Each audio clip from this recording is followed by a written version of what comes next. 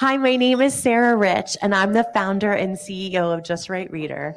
And something that, if this is your first symposium, then you'll hear me say it for the first time. But if this is your fifth, you're going to hear me say it again. I am living my absolute best life. My job, are you ready for what it actually is? I fly around the country. I host symposiums. I talk to amazing educators, and I just get to hear all of the amazing around the country. It's like, for someone who was a 20-year principal, it's like, yes, I get to see all of the wonderful that's happening in districts everywhere, and I get to hear from amazing, I get to hear and be inspired by just amazing educators. Today's symposium is so beautiful for so many reasons. The first is that when you hear Lucy Hart Paulson, one of the co-founders of LETRS, talk to you, it's almost like for us, for me as an educator, it's one of the holy grails. I am deeply inspired in every word she says. I think that makes total sense. Like literally when you talk about sight words and you talk about phonics, I'm like, of course, why didn't I think of that? That makes total sense. And she bases everything on years upon years of students and research. So get ready to be inspired, capitalized, and just in awe of the person before you and what they have created for education and for students.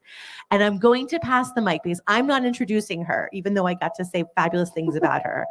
I get to tell you about the people in front of you who asked us to come here today. We had to add 4 other tables. This room is, if you're not here and you're online, the room is like at capacity. We're so glad you're not here and came to us online. You're still getting lunch, and this room can't hold you right now because it's full. I had a call about a year ago. Our friendship is a year now. Simone McQuaid and I, we had a call a year ago, and I think I was hosting a symposium, or I was hosting something for the Men in Color with Harrison Peters at that point. And I was like, we do everything. We'll come in and we'll do a dinner for you and we'll do this for you. And she was like, why would I want a dinner? Why would I want a drink? All I want is for my teachers to learn and for their buckets to be full and their knowledge about reading to be full. That's what she said to me. She literally was like, why would I do any of that? Don't give me a dinner. Don't give me that. All I want is for myself and my teachers to learn and grow as educators. And today, Ms. Simone McQuaid, you have a room that is overfull. You have the Temple of Learning with Lucy Hart Paulson of one of the best researchers. We fly around the country. And today is my amazing literacy heart that I am pushing over to you because your passion for kids, your belief in learning, your ability to understand the power of if my teachers are full, my district is full, and my kids will excel. And today is that beautiful moment we get to happen and see together. And I am so excited to learn Lucy Hart Paulson with you. So I will let you introduce Andrea, and I'm going to pass the mic to you.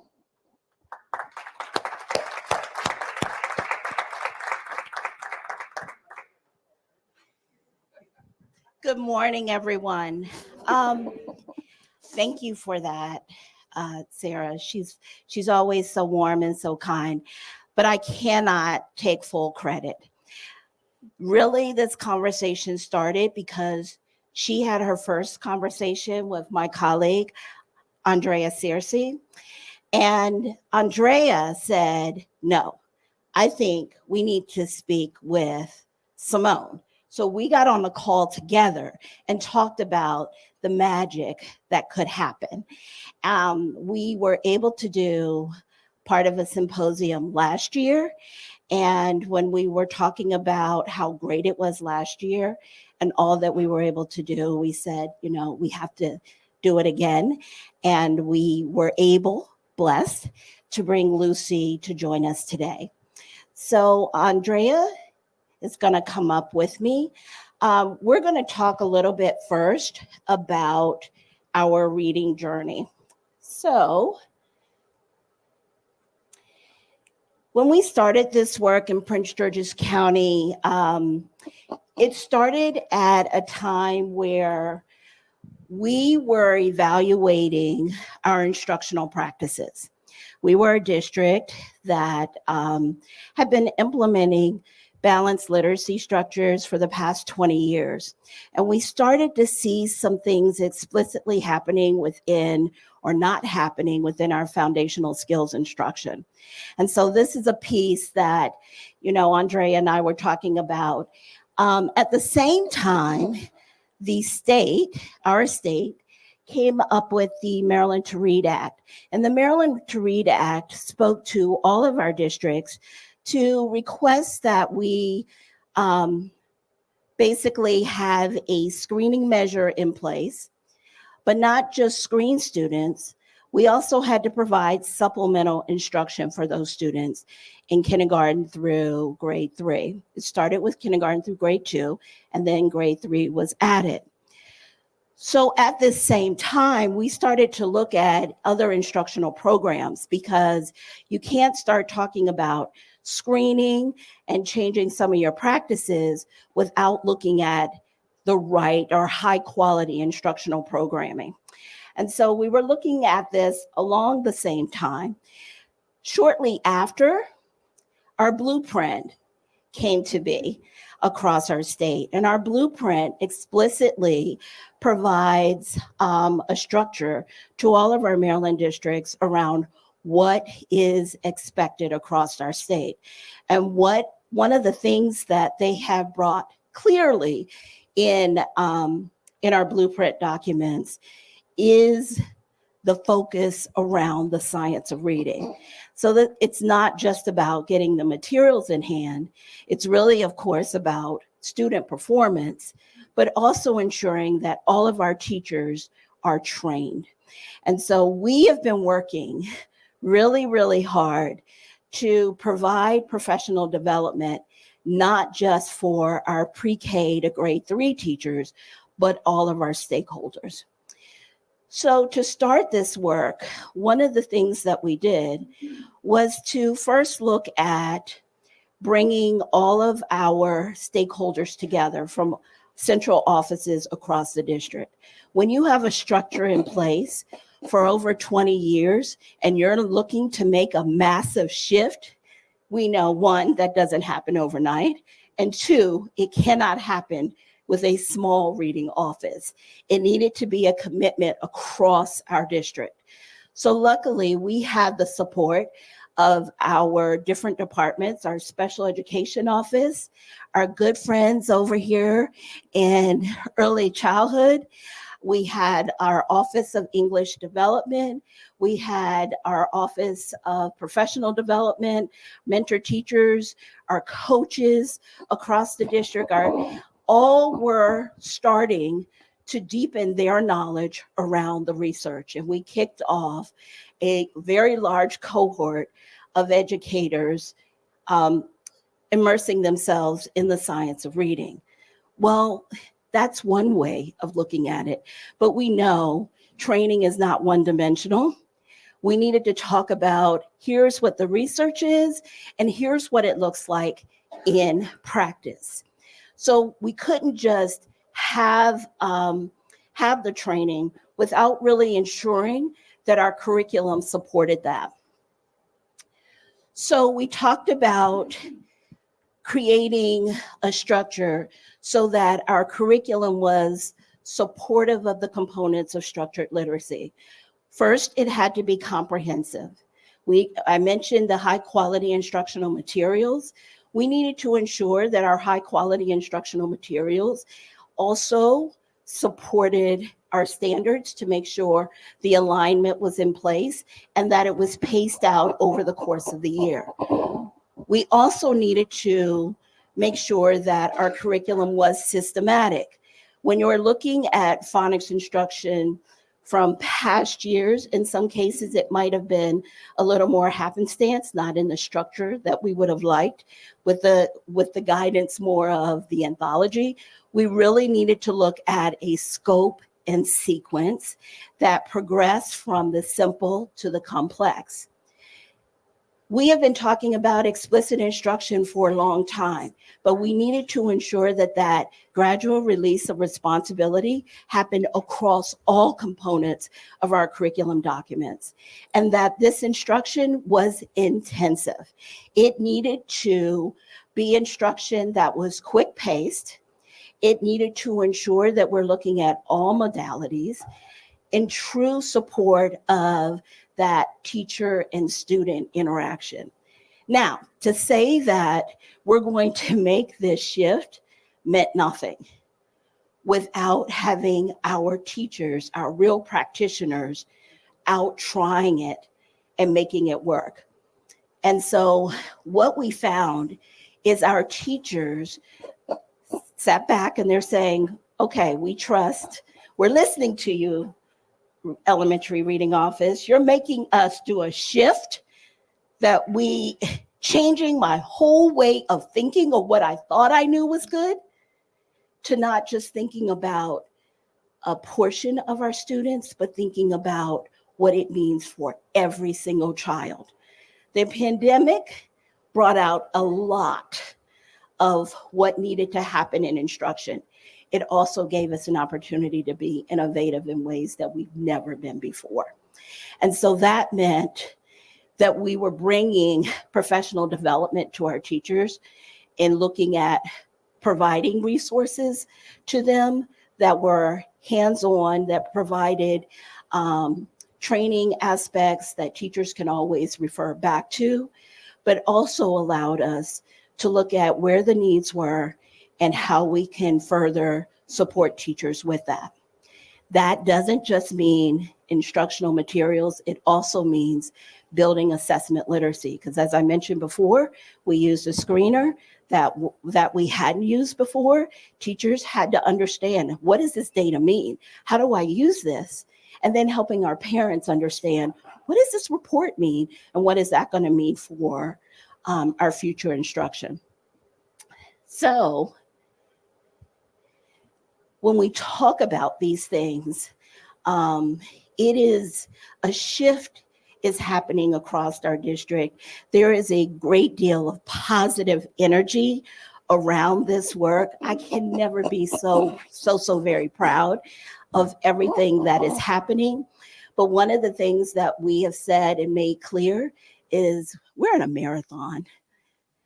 This, when we talk about racing and trying to, we're in for the long haul. This is not something that's going to change overnight, but the structures that we're putting in place now will truly make a difference for all of our students as we're building our strong instructional framework, looking at the true focus as to what tier 1 instruction is supposed to be, instead of focusing on the interventions that we'll put in place later. The quote that we like to share as we talk about this work, and I know all of our district leaders, all of our teachers have seen this in a lot of our trainings, is this quote by Robin Sharma: all change is hard at first, messy in the middle, and gorgeous at the end. And we've had a lot of that messiness, but I am so waiting for all the gorgeousness that is going to come at the end when we look at the increases. We're already seeing some increases in student achievement and the shifts that are happening, and the parents are commenting on the growth that they're seeing in their children. But I am looking so forward to all the growth that we're going to make.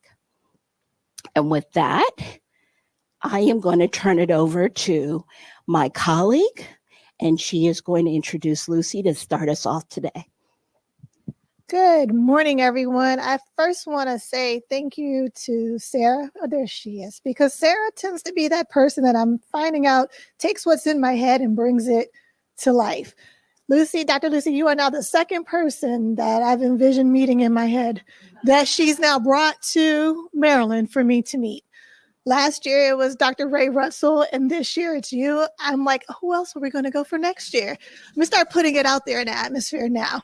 But I'm really excited. And when I had the opportunity to be introduced to you this morning, the first thing I said was, hey, I was one of the original people in Maryland who was trained on LETRS when it first came. And she's like, well, we're celebrating 20 years. I'm thinking, well, that sounds about right. So when LETRS was first introduced in the state of Maryland, I remember being that kindergarten teacher transitioning out of the classroom, but wanting to become more into this next level and going up for all of these trainings on LETRS. And at that time, everything was on a CD, and we had to print all this stuff out. And I had binders upon binders, the big thick binders that were in my garage with all of the information. So when I'm like, oh, we've got a new edition out there, and then to now be able to meet you, it just kind of does something when when you meet as educators, when you meet that person. Like, I literally still have my phone of meeting Ray Retzel back in like 2017. So to have met him now twice, and now to have met you, is just like a full circle moment here at 24 years in education, and now as a director of early learning here in Prince George's County. I'm just excited because your work is truly transforming what we're seeing happening in our classrooms and happening for our youngest learners. So first of all, thank you. But we have the pleasure, and I think it's always an honor when you can go directly to the source. It's one thing to read it. It's one thing to hear it. It's another thing for someone to tell you to do it. But it's a whole nother thing when you can bring the person in to tell you, but why? And so we are fortunate today to have with us Dr. Lucy Hart Paulson, who is an author and literacy specialist. And this is what I like: a mission of bringing research to practice. As someone who does research myself, it's one thing to do all that great research, but it's another thing to have someone who's applied it and says it really works. And now we can generalize this to get results on a greater level. So we are fortunate.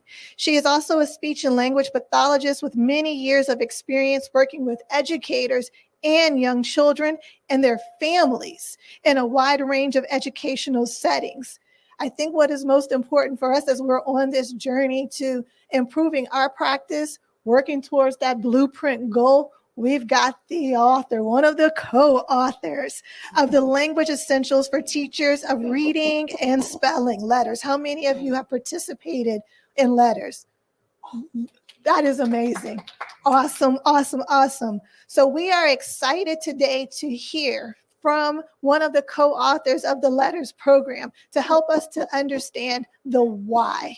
Because when we understand why we are here, we know why we're here, and that's for our children. But now understanding the why behind what we do, it makes the work that we do every day even that more powerful. So it gives me great honor and pleasure to introduce Dr. Lucy Hart Paulson to everyone. Thank you for being with us. Thank you. Oh my gosh, I'm so humbled by everything that you do. And Simone, I have another quote for you. When I'm thinking about, it's a new quote, and I apologize that I can't tell you who the author is. You could maybe look it up. But joy, think about this. Joy, the joy that we get for what we do, is the oxygen for doing things that are hard. Right? We do hard things, and we know at the end of what it is that we are toiling to accomplish, it brings us joy. And you think about the children who are in your care, and when you know you have made a difference in the life of a child, it fills us up. And that's why we're all here. I'm humbled to be in all of your presence with work that you are doing in that day-to-day journey that you are on in creating the best learning opportunities that you can for the children who are in your care, for the teachers who are in your care. So thank you so much for what it is that you do, for the dedication that you have, for the commitment that you have, for continuing to go down the journey of what we do in deepening our own understanding of this process of science of reading. I also will say, here's a little bit of my own perspective. The science of reading is this big movement, which is really incredible. But you know what else the science of reading also entails? The science of writing, the science of language, the science of learning, and the science of instruction. So we have this one word of reading, but it is a much bigger landscape than just reading. So keep that in mind. There's 5 of them. Ready? Science of reading, science of writing, science of language, science of learning, and science of instruction. Yeah, all of those are in this big movement of the science of reading. And it is a movement that is a wave that's taking over finally, because we have decades and decades and decades and decades and decades and decades of research saying this is how little kids learn to read and to write. So let's see where we're at here. So what's the fuss about phonemic awareness, and what is it that we need to know? Yes, so as you hear, this was a sunset I wanted to share with you from my porch. I get to live in Redmond, Oregon. Yes, those are volcanoes. One of them is growing. Just saying.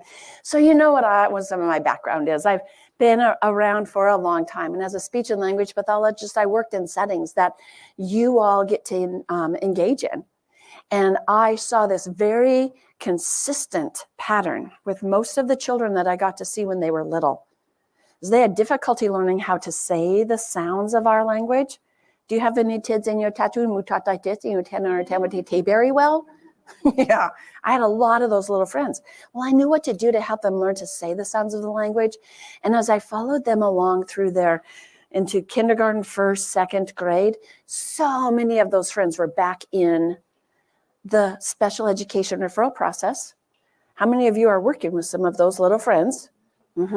Because now they were having difficulty learning how to read. So way back, decades and decades and decades and decades and decades ago, our understanding of reading was that it's a visual-based process.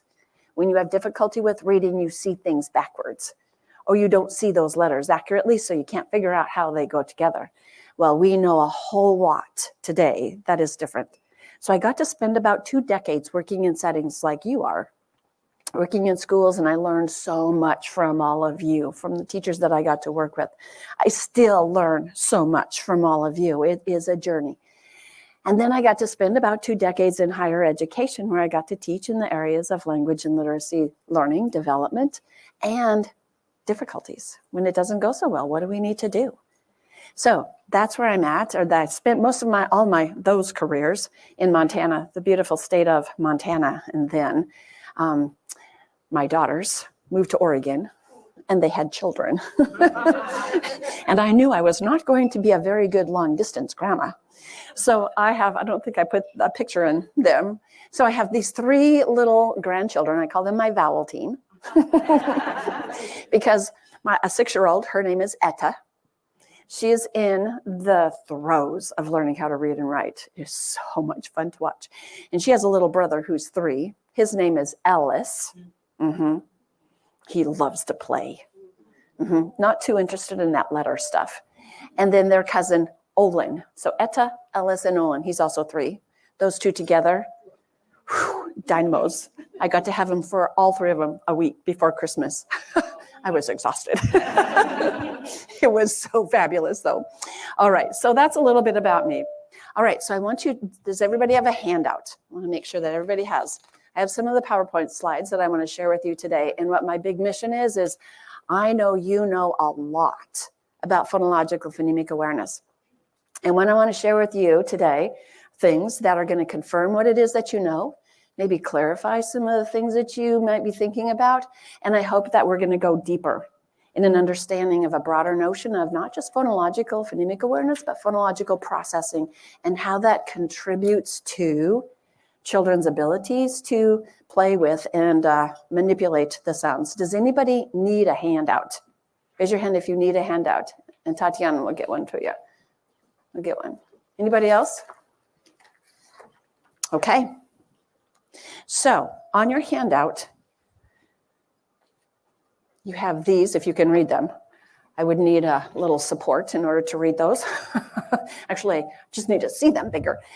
Okay, so what I want you to do is just check in with your own understanding of what you think about phonological and phonemic awareness. Okay, the first one, true or false? phonological awareness requires alphabet letters? Shh. This could be a cooperative learning experience. You know, there's really good value in that. Okay. Which do young children learn to manipulate first? Typically, do little kids learn to play with syllables in words, or do they learn to play with sounds in words? Okay. Now, number 3, how many speech sounds does the word fix have? Shh. Okay. And a second one, number 4, how many speech sounds does the word watch have? Oh, I changed it. It used to be watch, catch. Thank you. How many speech sounds? Okay, here's a really important one. Oh, you're still working on catch. Okay. How are you guys joining us online? Welcome to all of you. Thank you for what it is that you do. I forgot to mention that, but I'm a little late to the game, but thank you so much for what it is that you do. And hope you're following along with all of this. Okay. And then the 5th one, what phonological awareness skill at the beginning of kindergarten, which also means the end of pre-K, kids leaving pre-K, going into kindergarten, if they can do this particular phonemic awareness skill, it is strongly predictive of how well they will be reading at the end of 2nd grade. What is that specific phonemic awareness skill? Think about that. Don't worry, I'm not going to leave you hanging. Okay, so everybody online, your handout is in a folder for you that's available for you as well. Okay, so let's have an idea. True or false? Phonemic awareness requires alphabet letters. No, false. You can do phonemic awareness in the dark, but one of the things that is so really important, a major ingredient of learning to read and write, is being able to play with, manipulate, hear, isolate, identify what the sounds are of the words that you're reading, the words that you want to write. That's the PH, that's the fuss part of it. Okay, which do little kids learn to play with first? Syllables or sounds? Okay, so there's a little bit of, a little variation in what you're thinking. So think about a 2-year-old and how that 2-year-old might be singing Twinkle, Twinkle, Little Star. Ready? Twinkle, twinkle, little star. What are they doing with the words twinkle and little? Pulling the syllables apart. In all of the research that I did in looking at little kids and their development of language and literacy, that the research that focused on what children were able to do in isolating and identifying and perceiving phonemes, there was a really important shift from, and I always did that at 3, 3.5, 4, 4.5, 5-year-olds, so looking at that developmental trend, there was such a consistent growth in children between 4.5 and 5, and their ability to isolate, play with, identify phonemes.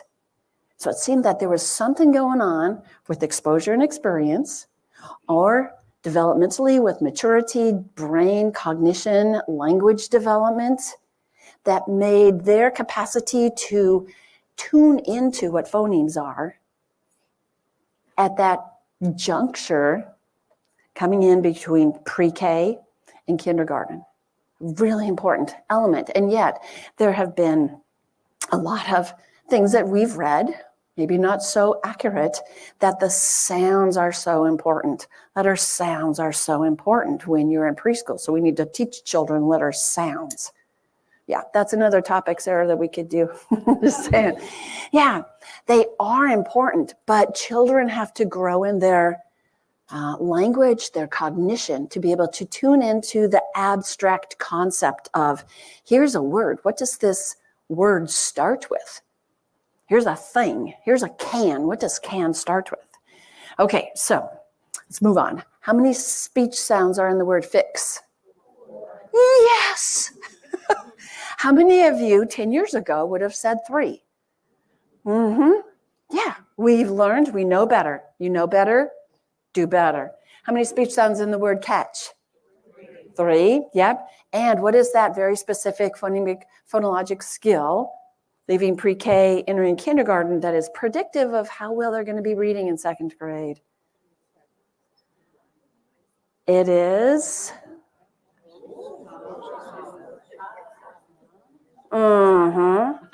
being able to tell you what that first sound is. Not the letter of a word, but the sound that letter makes. Okay, so here are the 3 things that we're going to cover pretty quickly in our time today.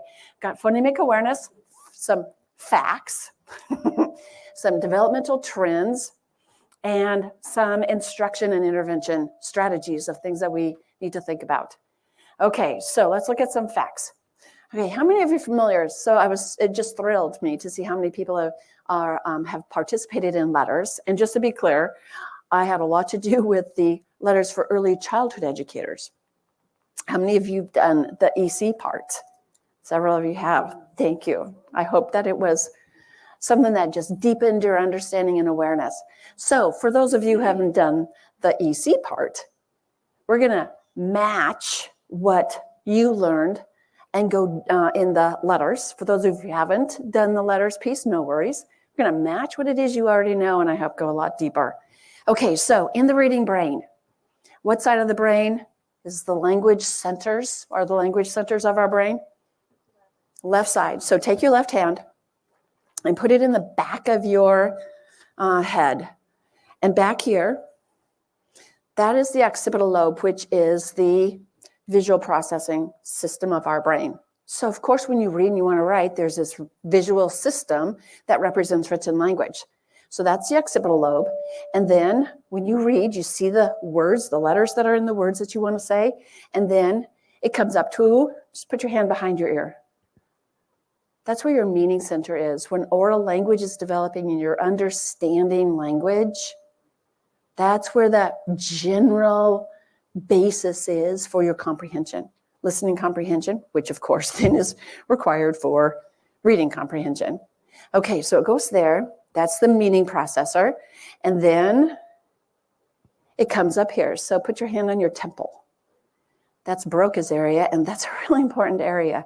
We've been thinking that it's where, well, we know that it's where production is. When you want to say a word, the production thought processing is taking place in Broca's area. There's some newer research that is identifying that it's not just about the pronunciation of the words that we want to say, but it is a synthesis of all of language. So it requires meaning, but you put it up here, so it's meaning and production together, synthesizing what it is that we're listening to. So think about your mother's name. I'm going to say that again. That's another thing I'm coming up with. Okay, think about your mother's name. This area just mapped what your mouth should be doing if you said that out loud, even though you weren't saying it out loud. It was being mapped up here. Okay, so we've got Broca's area. Then there's this really, really important part for oral language development and for written language development. And it is this band, see those dashed lines? It's the band that connects meaning to production. And it's called, let's see. It's called, I got ahead of myself. It's called that's where the phonologic processor is. It's called the arcuate fasciculus. You say it? You guys online? You can put a little jingle to it. Arcuate fasciculus. One more time. Right? There have been studies. Nadine Gabb in her lab, she works at Harvard, her Gabb lab. I love it. She has identified babies as young as 4 months of age who have an architectural difference in their When those babies are in a family where dyslexia is prevalent, right? It's a neurologic difference in brain architecture. But you know what we can do when kids are little? We can change brains. Yes, that's the opportunity and the responsibility that we have with our little kids. Isn't that amazing? And I know in my own practice with the hundreds and hundreds and hundreds of children that I got to work with, once I realized that this phonologic piece was a really important component of learning to read, yeah, I wanted to know what could I do when those kids were with me that were going to pave their road to reading a little smoother. And I know that the work that we did when kids were little made a difference to them, and they were successful in school. Okay, so we have the arcuate fasciculus. Now, we put written language on top of all of that, and that's taking place in this right behind where the meaning processor is, in a part of the brain that is the angular gyrus. You say it? A lot of researchers, neurologists will call that the word form area, where you see a word, and then there's a connection to what the meaning is, close to the phonologic processor, the pronunciation, and there is an almost instantaneous pronunciation of what that word is. You don't recognize words just based on what they look like. Every word that you read, anything that you read, your eyes are visually attending to every single letter of every single word. It happens so rapidly. And then because of your understanding of what the sound representation is of those letters, the graphemes, it's an instantaneous, almost seemingly recognition. The words just jump off at you on the page. Now, here's an interesting, the fibers, the connector fibers for, what was this band called? They develop between about 18 and 24 months of age, in that language explosion time. Now, what happens if a little kid has a really significant ear infection, or they're not hearing a lot of language? What's going to happen to that band? It's not going to be as strong. So guess what our job can be? Is to help build that arcuate fasciculus, which is going to facilitate their phonological processing. Okay, comments, questions on that? Oh, one more before I ask for questions. One more piece is the research is identifying, looking at maturity and development of the brain. The angular gyrus, what was that angular gyrus? What was kind of common name for it? The word form area. It's one of the last to functionally and anatomically mature. It's described generally, typically between about 5 to 8 years of age is when that part of the brain becomes innervated. And look at all the capacities that are mediated by that area. Has a lot to do with reading, but it also has a lot to do with math, calculations, performing reversible operations in space. Those are later to develop. Between about 5 and 8 years of age. How many of you had a kindergartner who was had a little bit of struggle with figuring out what the letters are and then kind of getting into first grade, but then something just clicked and they were on their road? And it could be, we don't know because we didn't do a functional MRI across time with those little friends, but maybe it was that innervation took place. And you know what causes innervation? Instruction, experience and instruction. We get to change brains. Yeah. Now, Marianne Wolf and some of her research, she has identified that some kids, when they're 4, that angular gyrus is coming online. How many of you know 4-year-olds, those precocious readers when they're 4? And for some of our kids, it doesn't happen until about age 9. Yeah. So this is that band of opportunity, helping children build their brains, build their capacity for learning how to read and write. Okay, comments or questions on that?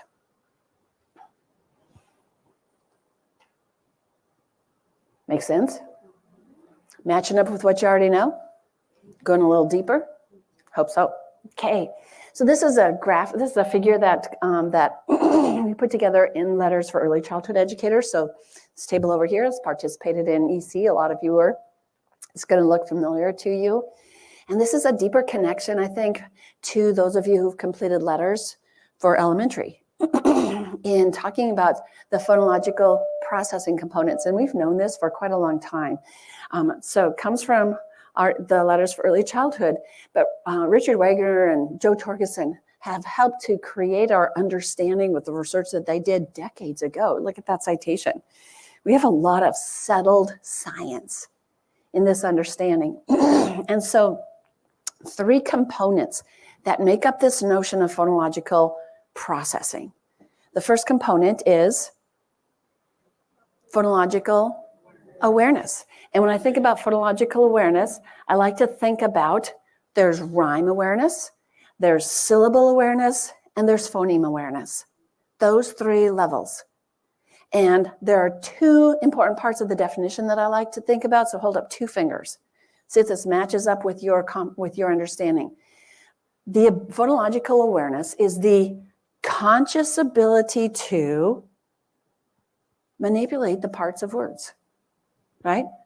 Consciously manipulate parts of words. So that little 2-year-old singing Twinkle, Twinkle, Little Star, were they consciously playing with that word? No. A little kid who's stomping kangaroo, is that kid consciously manipulating or playing with? Yeah. It's a development that's going to happen. I'm put some pieces together. Okay, and then we have phonological naming. And there are 2 elements to the naming piece that I want to talk about.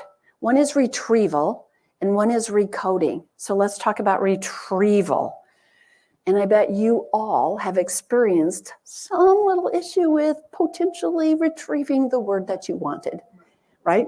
So how many of you have called one little friend by somebody else's name? Right? That's your phonological retrieval, coming up with the words that you want to say. I will say that for young children, preschool into kindergarten, kids who have an issue with retrieving the words that you know they know is a huge red flag for having difficulty to learn how to read and write. Because that phonologic system, that arcuate fasciculus, isn't innervating very well to come up with the phonologic structure of the word that they want to say. And something semantically pops in. Okay, so that's retrieval, coming up with the word that you want to know, that you want to say. Recoding is where you take a word. All right, how about this? Tell me a word that rhymes with boat. What did you just do? You recoded the word I said into another rhyming word. Say tiger. Say it again, but don't say g. You recoded tiger to tire. And you had to use all 3 of those components in phonological processing. So the third one, let's see, we've got retrieval. Okay, and then we have memory. And the key piece about memory is that it's short term. Here's a piece about your phonological memory that I know you've also experienced. You're out and about, you meet somebody new, they don't have a name tag, and you say, hi, my name is. You talk about the weather. It wasn't a little bit sunny today. It's so lovely. I'm glad I'm going home today and not yes or the 2 days ago. And then in 10 seconds, you try to recall their name. Where is it? It's gone. Because short-term working memory is short-term. There it is. That would be from the redundancy of the Department of the Redundancy Department. Yeah. Okay, so process to recall sounds.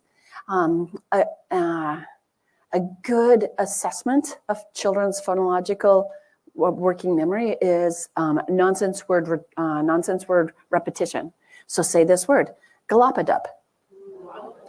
That tasks your working memory. What was the sequence of those sounds to then be able to match and repeat it? Okay, so let's put some of these pieces together. Now, here's another really important piece. And I bet those of you, raise your hand if you're working with students beyond second grade, so second grade and above, who are struggling with the reading to learn process. And I would bet in this phonological notion, because we know when you're struggling to read, almost 90% of the students have some core phonologic problem.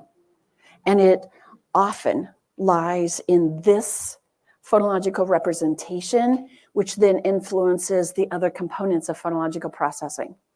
So phonological representation is how you have words stored phonologically in your head. So think about your mother's name. Can you hear your mother's name inside your head, even though you're not saying it out loud? What part of your brain is doing that? This part of your brain, Broca's area. Okay, so think about that person you met.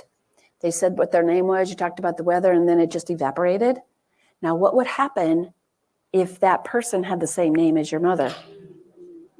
It's not going to disappear, because the word that the way that your mother's name is pronounced, that word is so firmly established in your long-term working memory. And so that ability to quickly come up with the sound structure of the words that you want to read, or figure out what the sound structure is of the words that you want to write, is extremely based on that phonologic structure of the word. Okay, so that's phonological representation. Phonological representation, it's also known as inner speech. You can hear that word inside your head even though you're not saying it out loud. Inner speech, it's necessary absolutely for learning to read.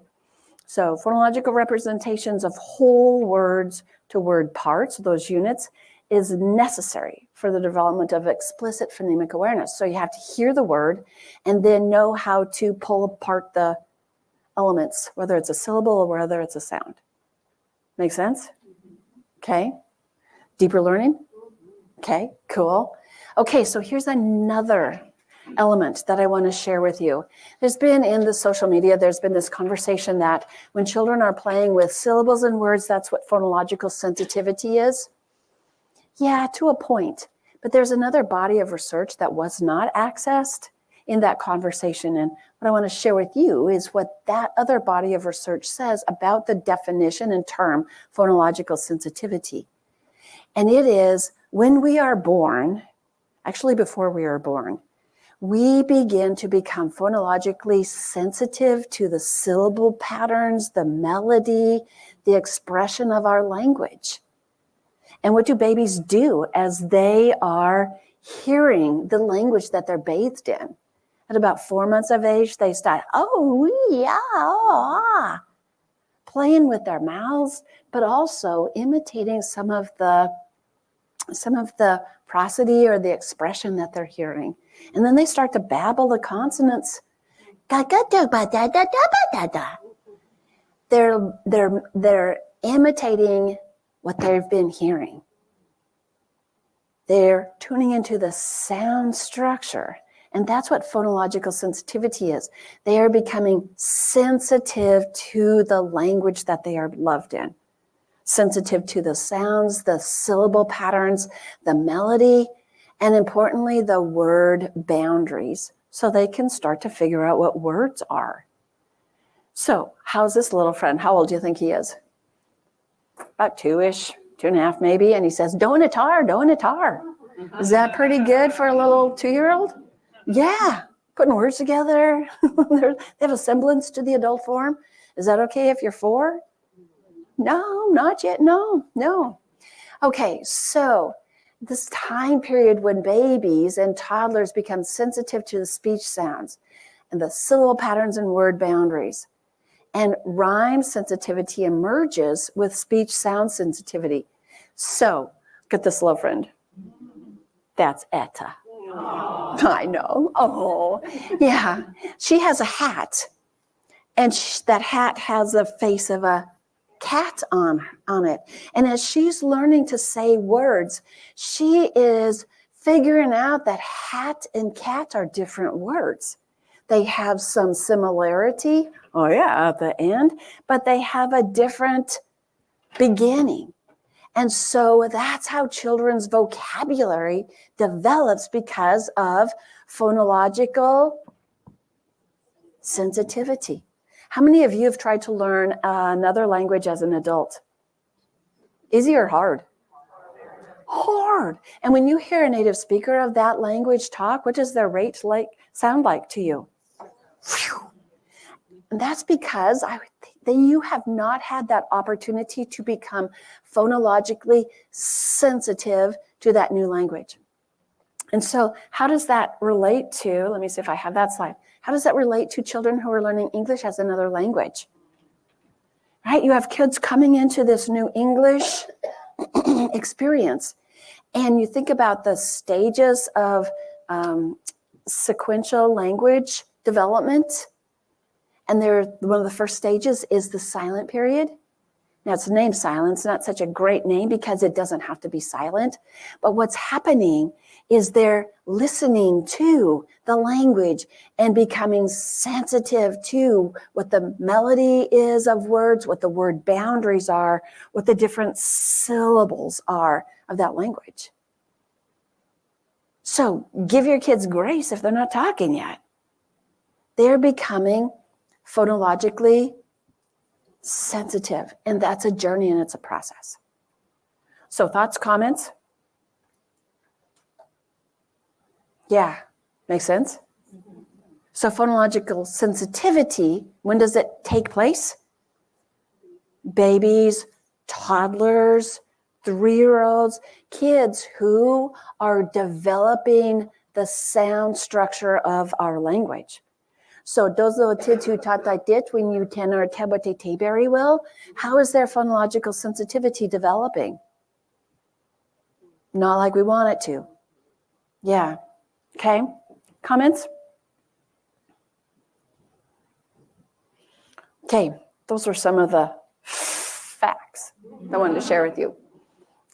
Okay. Thoughts? Put your thumb like this. You guys too. Okay. So things that I said, confirming what it is you already know. Yes or no? Good. Okay. Going a little deeper. Okay. Any questions? Julie. I wasn't going to ask it first, but now I'm going to ask. Okay. Can you speak to the importance of rhyme awareness? I've heard some different things about that recently, of that piece of the phonological processing. Can you speak more to that? Can I What is speak its to- importance with To rhyme children? awareness and its importance to children's development. Yes. So the research findings on rhyme are a little bit conflicting in terms of its importance. Some of the research says, yes, it's really important. And some of the research says it's not important for reading development. And so it's looking at what is the context of the question, because what is that best predictive indicator of children leaving preschool, going into kindergarten, and their ability to read down the road in 2nd grade? Initial sound. So sound segmentation is, of all of the phonological awareness tasks or skills, we have the tasks and then children learn the skills. Segmentation is the one that is the best predictor. Okay, so what my experience tells me in working with a lot of kids and looking at the research and what questions were asked in that research and what the findings were, and trying to put, a synthesis of understanding based on those findings. To me, rhyme is one of those canaries in the coal mine. So let me ask you this.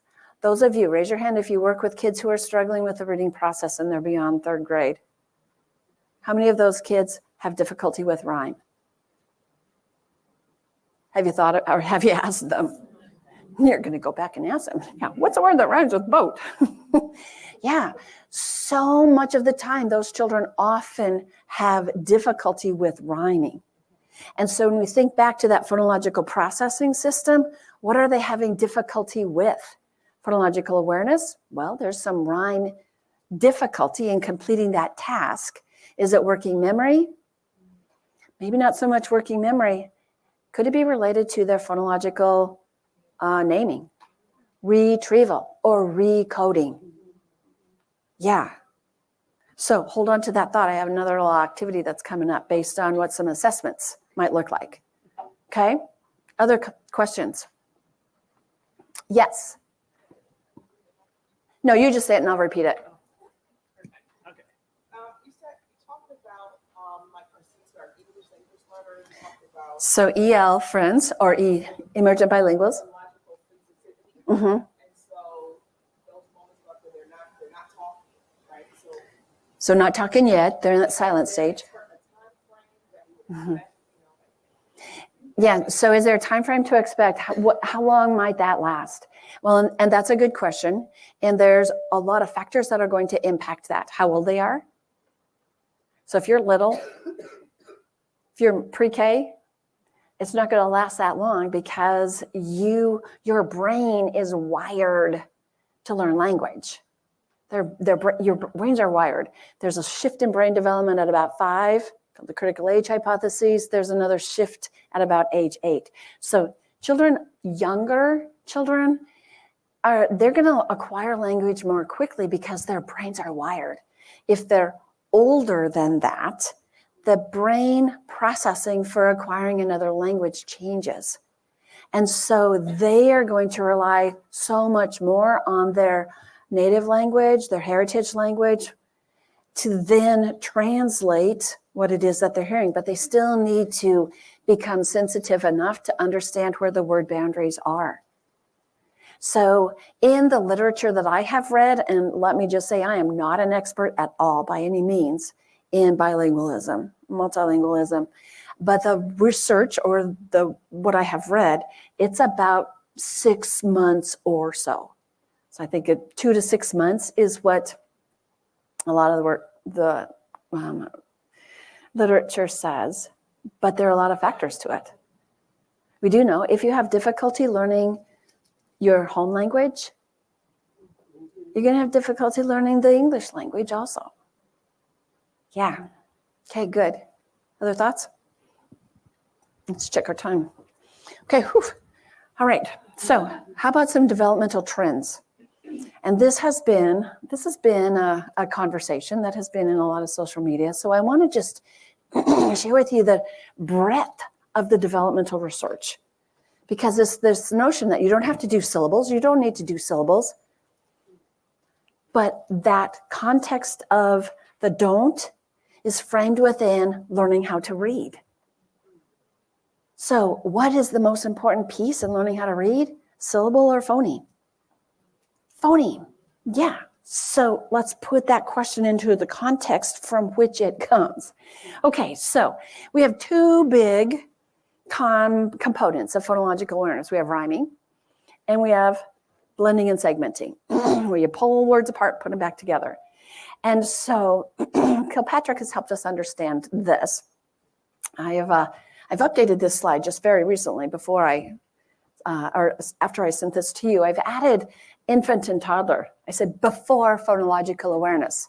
So if you wanted to on your slide, you could add another layer before phonological awareness. And that's where babies and toddlers are listening to the sounds of the language that they're bathed in and they're becoming phonologically sensitive. Yeah, so that phonological sensitivity could go in that before phonological awareness. But then once toddlers are saying words and they start playing with the melody like twinkle, twinkle, they're segmenting and blending syllables. Just what I have behind my back. I have a elephant, right? Whoa, look, you got it, elephant. So it is about syllables in that early phonological awareness development. And look at the age range that it is taking place. Toddlers and young preschoolers. So if you are 5 and 6 and learning to read, are syllables an important thing for you? Should have already done that. However, what concerns me in some of that perspective of don't ever do syllables is if kids can't do syllables, there's something going on with their phonological processing system that we need to attend to. So we got to know. Okay, so then we move into basic phonological awareness. How many of you work with preschool kids? Pre-K? Yep. Love you guys. How many of you work with kinders? Yep. Love you guys too. How about first grade? Yeah. This, I love you also. That is where segmenting and blending of initial sound first and then individual phonemes comes in. So it's about the phoneme level. When we look at rhyme development earlier, it is about perception of rhyme. How many of you experienced where you're reading a silly book, like one of Dr. Seuss's books, to a little kid and they giggle because the words sound funny, right? They're tuning into what sounds funny, the structure of the word. Okay, and then moving into preschool, older preschoolers and kinder is rhyme production. But how many of you found for some kids, rhyme is really hard? Some kids just seem to pick it up. And for other kids that are really hard, how easy is it to teach them? You have to go to a more intensive level to help them figure it out and provide some more tools or resources, supports for them. Okay, so in that early preschool is a lot about exposure. Lots of things that we're exposing children to that they don't know yet. Lots of things. And then the basic level is instruction. Identified by the National Reading Panel way back in what year? 2000. You got it. Identified, Linnea Airy and her work has identified that all children in kindergarten and first grade need instruction in phonological awareness. I think 23 years later, we would say pre-K, kinder, and first grade need instruction in phonological awareness. 2000, we didn't have as much of the developmental research and understanding of what 3 and 4-year-olds were capable of doing. So how does that match up with your sense? And then when reading doesn't go very well, what is 90% of almost 90% of the time, according to Sally and Bennett Shaywitz's work on for struggling readers, 90% of the time there's an underlying weakness or underdevelopment of the phonologic system. And so if that system is not developing like it's supposed to, then we move into intervention. So the notion that you don't have to do phonological awareness beyond first grade is taking typical readers and looking at what they have acquired. If they've acquired those skills, do you need to keep teaching them? If they've got it? No, let's move on. Okay? So if we look at closer at, so let me back up. Any comments or questions related to that?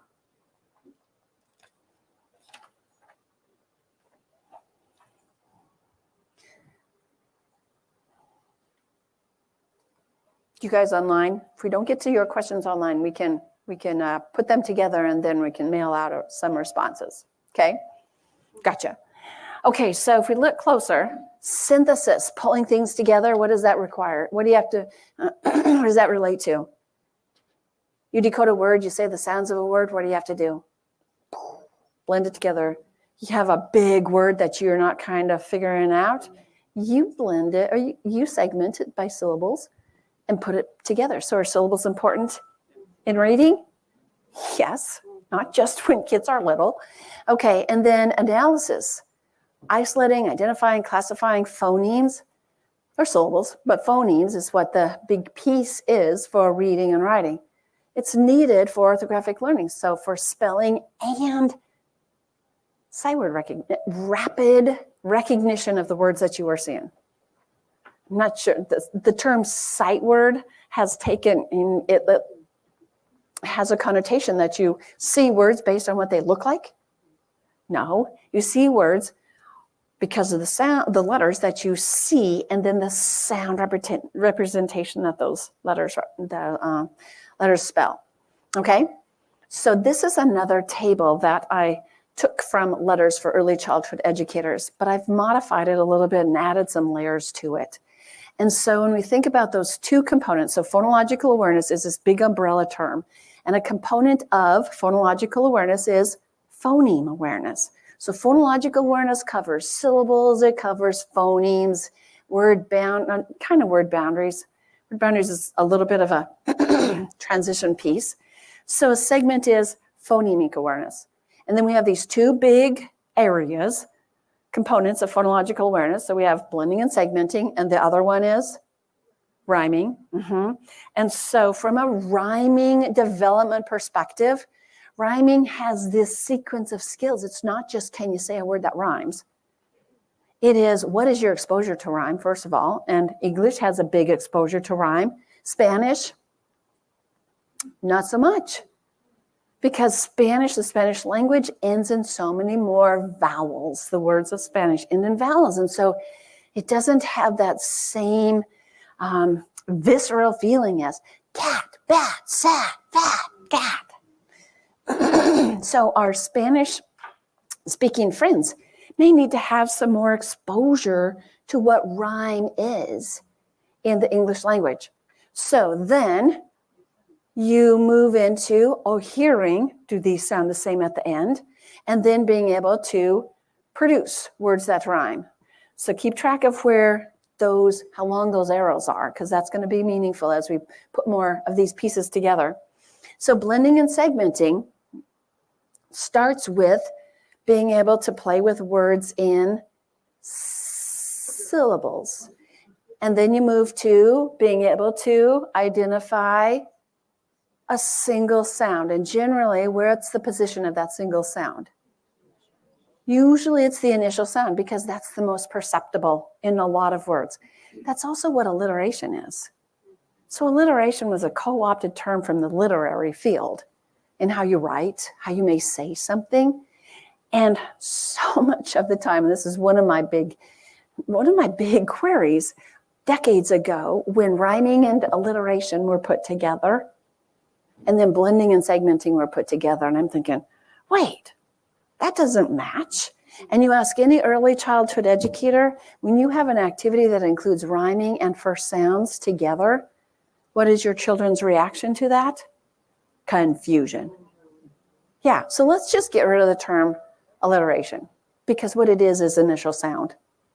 Isolation or identifying, whatever that might be. But first it's a detection.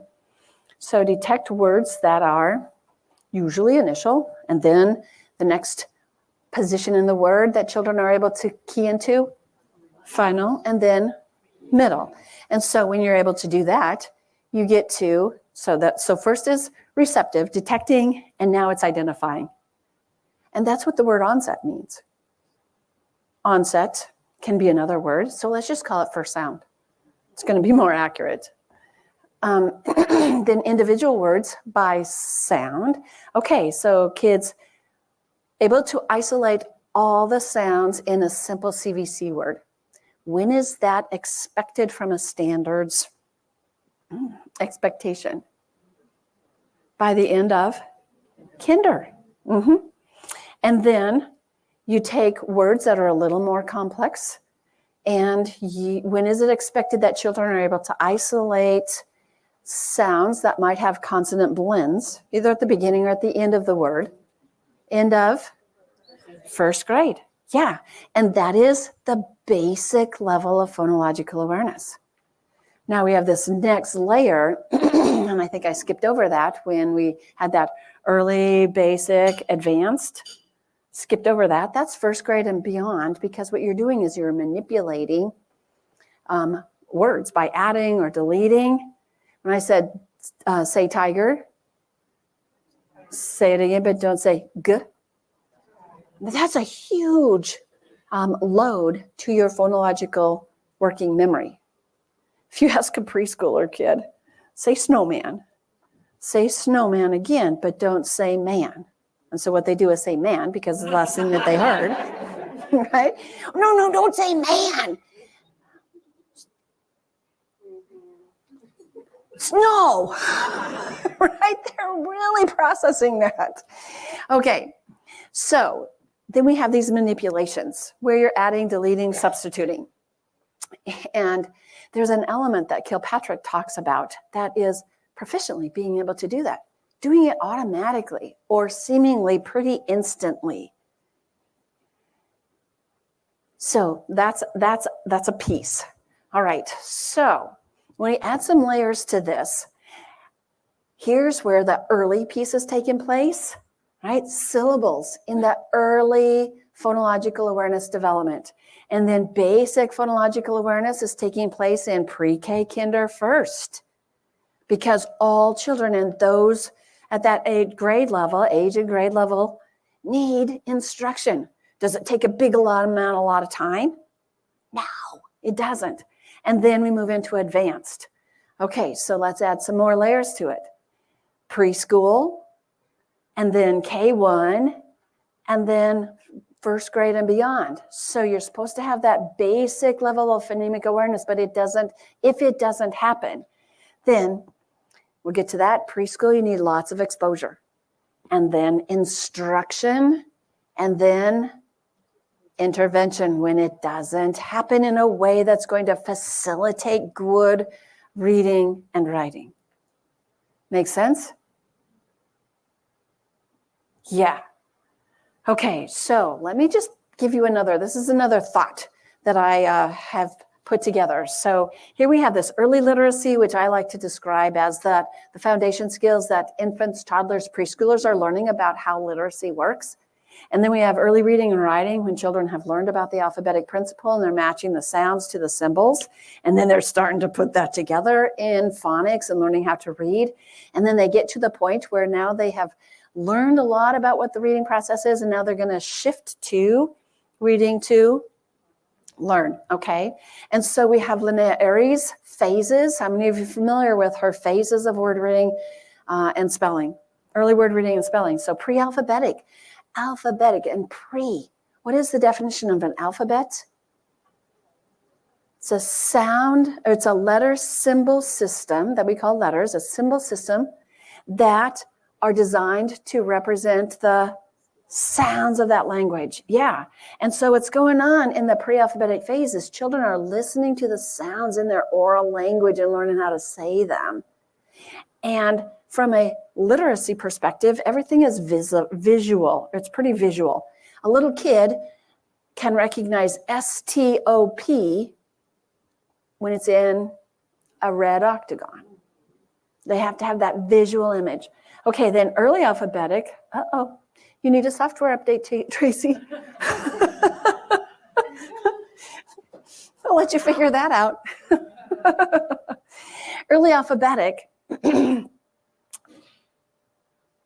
What's happening?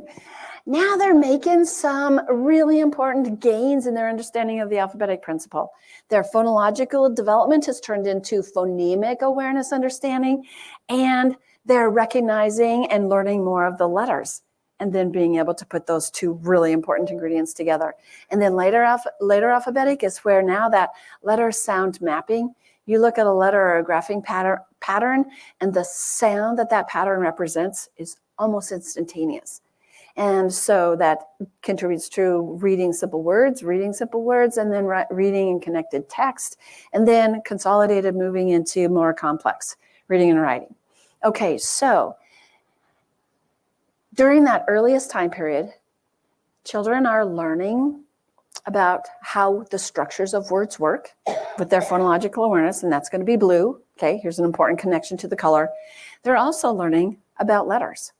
What are the letters in their name? What are the letters in their friends' names? And how do you spell mom?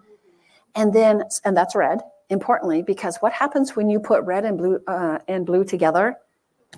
Purple. Our favorite color, right, Julie? Yes. Mm-hmm. We get purple. And that is when children are making sense, truly good sense of what the alphabet is. And then what happens is that our phonological awareness continues to develop. And so that's blue, but the little influence of red, because now that we have learned to recognize words, we cannot turn that skill off. You can't not do it.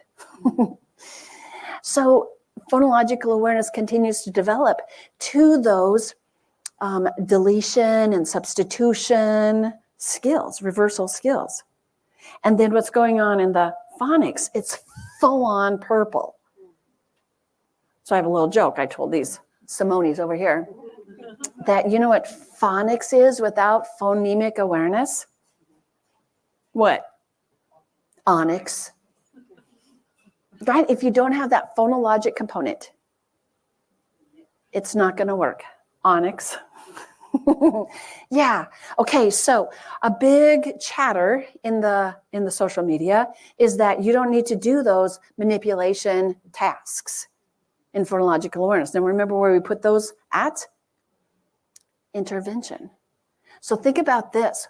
When I'm going to have you do a task, and I want you to think about what your brain is doing when you do this. You have to say it out loud. You guys joining us, okay? So say the word. So think about what's going on in your brain. Say the word pat. Switch the first sound to the last and the last sound to the first. How many of you went P-A-T-T-A-P? How many of you visualized the letters? Some of you may have done that consciously. You all did it. You all did it. Because you have that orthographic skill. And so when reading doesn't work well for you, you don't have that orthographic skill to help you.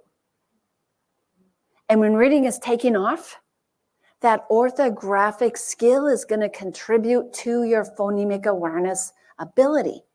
And you have to use that phonemic awareness manipulation when you're reading. So you come upon the word W-I-N-D. What do you think it's going to be? Might be wind. Oh, but that didn't fit the context. So what do you have to do? Manipulate that sound. Substitute that sound in the vowel sound in the middle to say wind. Yeah, he was a fourth grader I got to work with. I said, say pat. And he said, pat. Switch the first sound to the last sound to the first. He goes like this. What was he doing? He was visualizing the letter so he could read it. His phonemic awareness, his phonological processing was coming along. He was reading Harry Potter by the time we got done with him. So in the earliest grade, it is the visual to the sound, and then sound to symbol. When kids have achieved an understanding of the alphabetic principle, that's where the sound knowledge is really important. Okay? And in this aspect of helping children build and develop their alphabetic principle, that's where the practice of making a functional, purposeful connection between what are these letters I've been learning and the sounds those represent, and how does that match up with language in a written language form. And that's where that practice can be so valuable. Yeah, a really important ingredient in the process of learning how to read and write. Okay? Comments? I had to think about how that, when I came to the color piece, do you see how the color piece, how that can help us process how phonemic awareness continues to develop, but it's aided with our orthographic learning. And when that orthographic learning isn't taking place as well, then one of the intervention pieces that we can do to make a difference for those children to build their phonological system is to continue to help them build those skills. Okay? So when we think about this notion of phonological or orthographic mapping, which is kind of a newer term. How many of you are familiar with orthographic mapping? A lot of you are, right? It's where the spelling of a word and the pronunciation of the word are glued together. So when you look at that word, it's instantaneously recognized. because of the way that the letter patterns and the pronunciation come together. And in order to get to this point, which is good reading, you have to have good language. You have to be able to phoneme, segment, and blend, proficient phoneme graphing correspondences, and proficient phonemic awareness tasks in that manipulation aspect. And so in your handout, I'm going to go, you can see these pretty readily. In your handout, the foundation skills that we need. So we have all grades need oral language. K1 needs good instruction in that phoneme segmentation and blending, and then moving to proficient phoneme graphing mapping. And then second grade and beyond is where that proficient phonemic awareness is in place to help support what it is that you are reading and what it is that you are thinking about when you want to write. What are those words that I want to write? What are the sounds in the words so that I can get the spelling? Okay? And that practice that children have to get there is really important. So comments, thoughts on that? Oh, here's what I also wanted to say. So here are some precursors to reading difficulty. Things that we can see in little kids before they have to fail, before we start intervening in helping them figure out what it is. And so these are when you see weaknesses in phonological awareness, rapid automatized naming, there's that middle component of phonological processing. Verbal working memory, there's that last component of the phonological processing. Letter knowledge and language and vocabulary, the robust precursors for a diagnosis of dyslexia or difficulty learning to read. And we can identify that in little kids who are as young as 3 and 4. You know what the beauty is? Then we can teach them. We can help build those foundations. This was a study that Hugh Katz did just a few years ago, and he identified that a screening battery, Simone, you talked about a screening tool that you were using. Do you have these components on your screening? Letter name fluency, phonemic awareness, that sound matching, rapid naming, non-word repetition. What do all of those connect to? All of those tasks are related to phonological processing, either naming, retrieval, memory. Yeah, that's how important that is as a skill. So think about this. Here are those screening indicators, right, that Hugh Katz identified. Now, instructional targets. Can we teach letter name fluency? No, actually, I have another question for us. Can we teach letter names? Yes, I'm glad that was your answer. Of course. Of course we can. Can we teach phonemic awareness? Yes. Can we teach rapid naming? No, we can't. It's a good assessment task. It's kind of like you go to the doctor. What's one of those tools at the doctor, or one of those tasks every single time? I mean, they have to weigh in, see how tall you are, and shrinking, how much you weigh. But every time they check your pulse, right? And they figure out that, oh, your pulse isn't where it needs to be. Do you go home and work on your pulse? No, you go home and you work on something that's going to influence your pulse. So rapid naming is not an instructional tool. So think of the IEPs that you have. If you says, will improve that rapid naming? No. But when you, and then how about non-word repetition? Can you work on that? Yeah. I'm going to say maybe. Because for any little kid who doesn't know a word that you're saying, it's a non-word to them. Right? And so we want them to learn about that and build a phonological representation. So yeah, probably. We can't really teach phonological working memory. We can't teach word retrieval, phonological naming. But those are good assessment tools to see where children are at. And then what can we teach? Phonological awareness. And by developing better foundations in phonological and phonemic awareness, guess what impacts there are? Better retrieval, better working memory. Okay? And the two best predictors of reading, of literacy learning in second grade, we talked about phonemic awareness, that initial sound isolation. The second one is letter name knowledge. At the beginning of kindergarten into pre-K, it's about the number of letter names that children know. Does that mean in preschool that we forget about the sounds and don't do that until later? No. We instruct in all of it, and then we assess. If you have a short time for your assessment, you want to get letter names in pre-K and early kindergarten. By the end of kindergarten, no, it shifts. Now what is the best predictor? Letter names or letter sounds at the end of kindergarten? Sounds.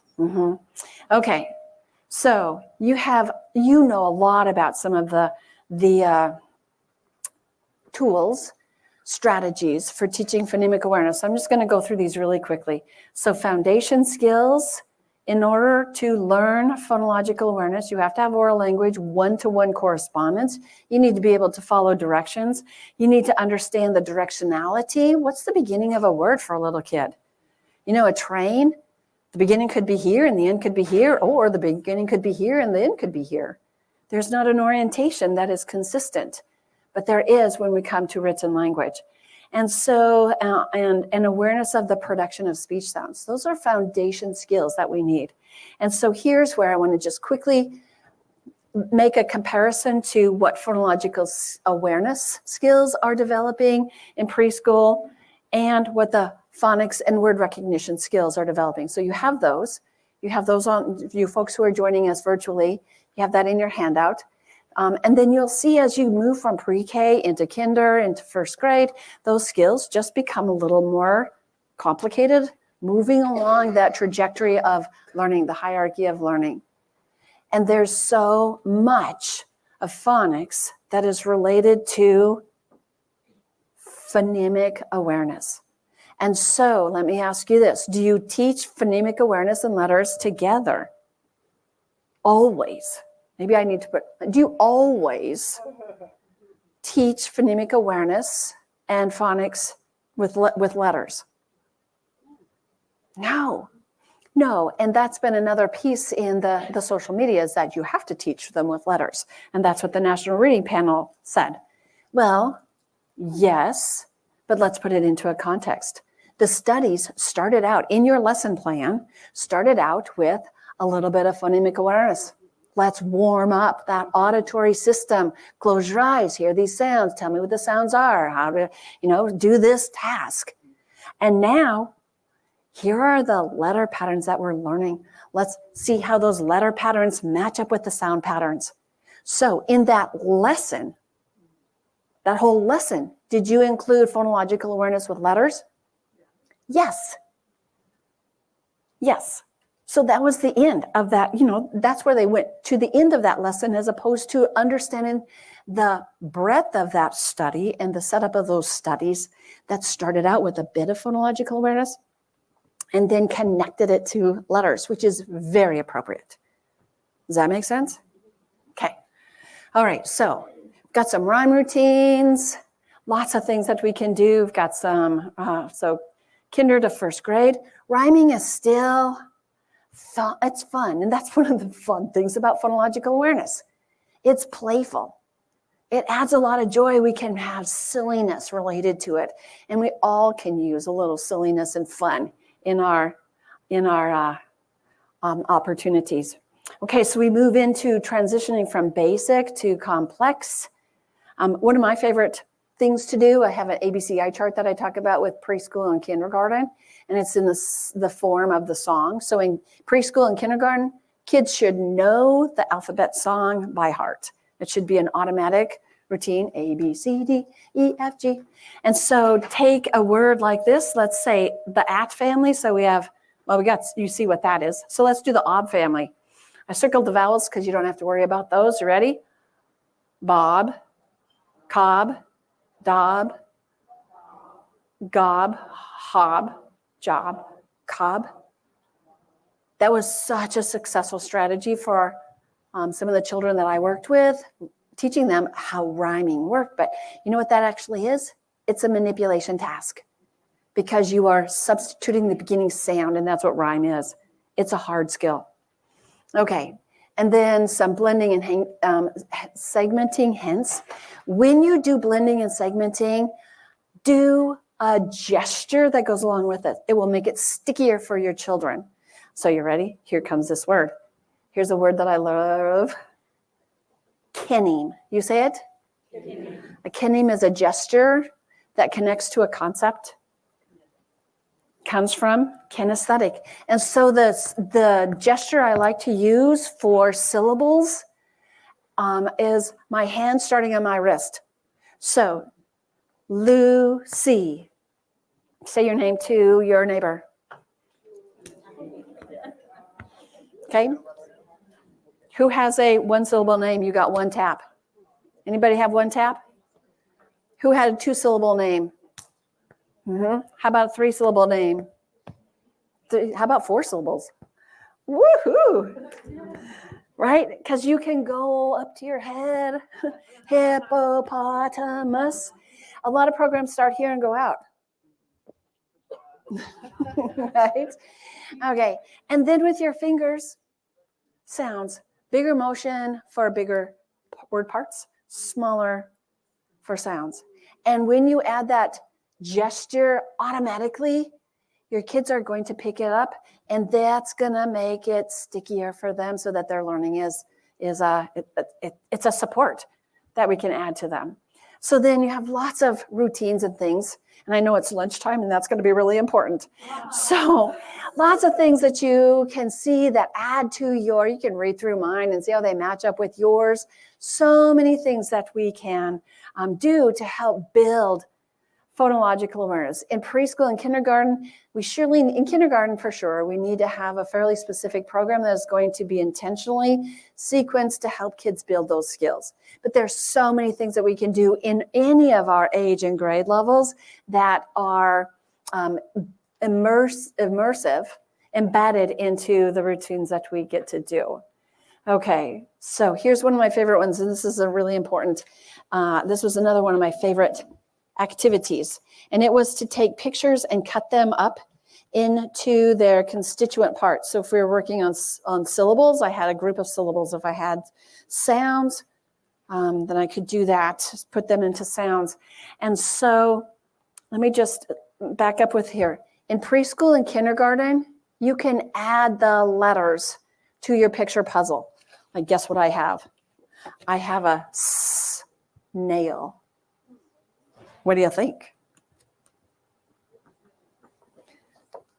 Snail. Snail together. So pull it apart, put it together. Segment, blend. It's so visual.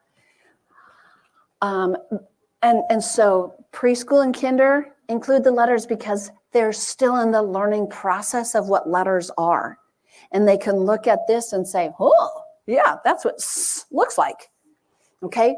For older students where it's not working so well because their phonological processing system is not developed, no letters.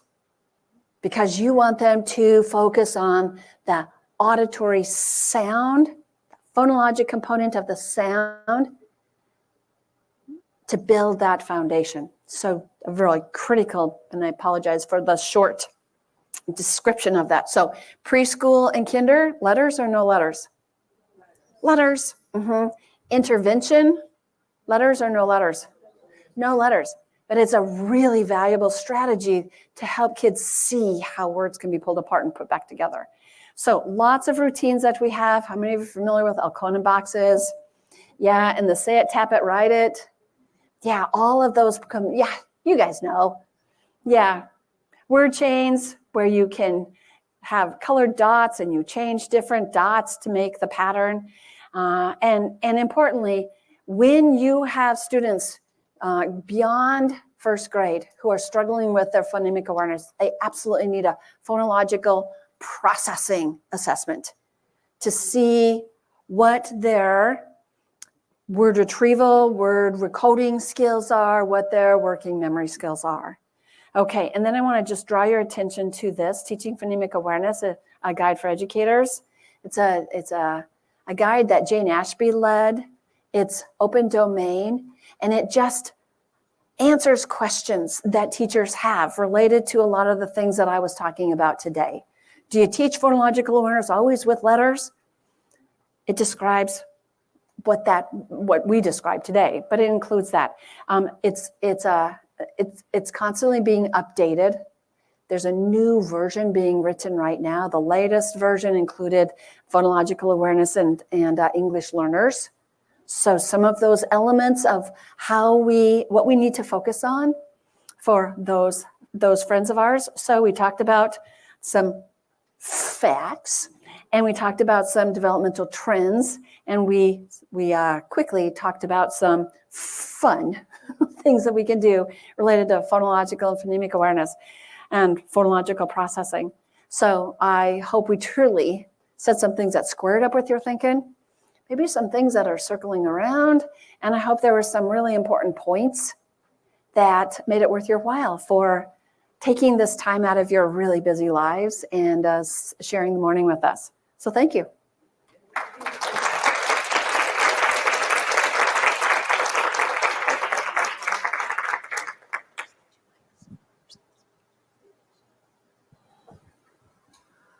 All right. Well, no, I don't want to take that. I'll let you, so that you'll maybe want to refer back for questions. Oh, well, okay. Just in case. No more slides here. Andrea and Simone, do you guys want to come up? We'll field questions because they may have for you too. They're coming in from online as well. Tracy, are there any questions online? Yes, there are. Yes. All right, well, we'll start within the room. I mean, who doesn't love listening to Lucy Hart Paulson talk about segmenting, phonemes, graphemes? It was really helpful for me as I listened about, like, what do we expect of a toddler? What do we expect of a pre-K kid? What do we expect of a kindergartner? Like, I could start tracking myself as we think about our books, because we just made a whole bunch of baby board books. Like, I've been thinking a lot about where we want to put skills for different kids. Yeah. Mhm. All right, what's one question that you have online? Is there a progress monitoring tool for oral language or a scope and sequence that you would recommend? Oof. That's a big question. Yeah. What's easy about progress monitoring, alphabet learning, and phonemic awareness is that they're constrained skills. You learn A and done with that. You learn all 26 uppercase and lowercase letter names, done. Learn sounds, done. But oral language is one of those things that is so big. And so in Letters for Early Childhood Educators, we have an early literacy checklist that gives us an idea of what skills children are learning, what 3-year-olds look like, what 4-year-olds should be able to do. So Sarah, if you have a mic, don't stand in front of the speaker. I think that's what it's telling you. Okay, there we go. Does that work now? Maybe, and we might need to just We might stand be apart. I don't know. Yeah, I don't know. Maybe Yeah. I can't do it together. Yeah. I think one of the best ways for teachers, so a couple things. If you have questions about a kid, have your SLP come in and just take a quick listen. And there are a few things that we can do that, it's coming along okay. But one of the best ways of identifying what children's oral language is with narrations. A story retell, because when you listen to a child, you've read a story or event has happened, how are they able to retell, sequence the events, what their sentence structure is sounding like, how they're using the vocabulary of what they've been learning, the parts to the grammar that they're including, and if you can understand the words that they're saying. So that's a really tough one, big question, but I hope that the narration, story retell can be a really valuable way of doing that. When you trying to listen to what it is that they say, but you're also listening to how they're sequencing the language, putting it together.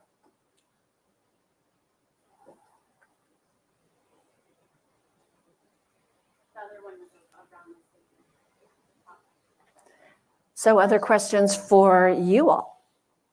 Got to have a few while we were talking about the things that are kind of circling around.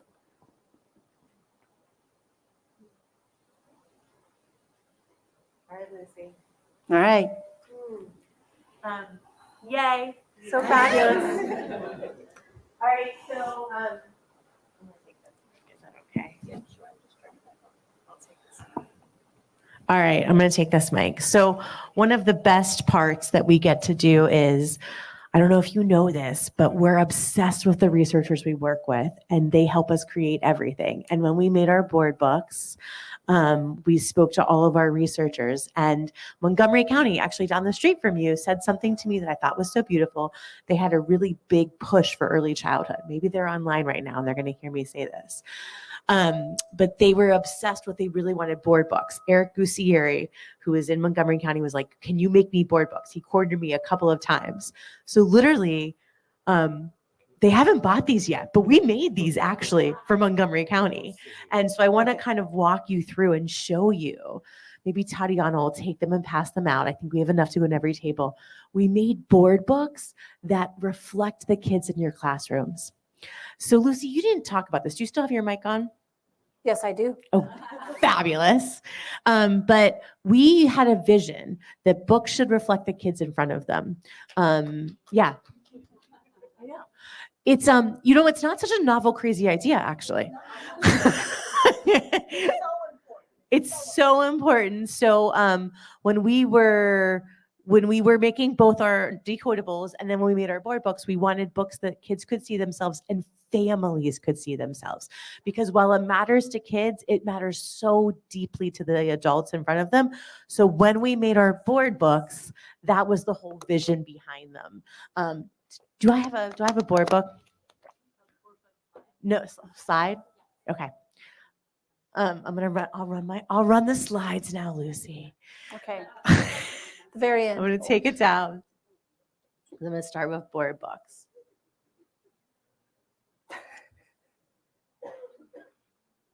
There they are. One more book. All right.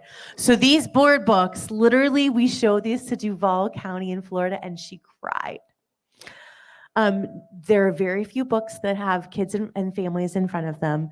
There are very few books that we added into all of our books, videos at the end of our board books that you scan them, and then you go to a QR code that links to a lesson for families of like how to be a good mom, how it's so hard in the beginning to know how to parent because this is just new fabulous little person in front of you that you have no idea what to do.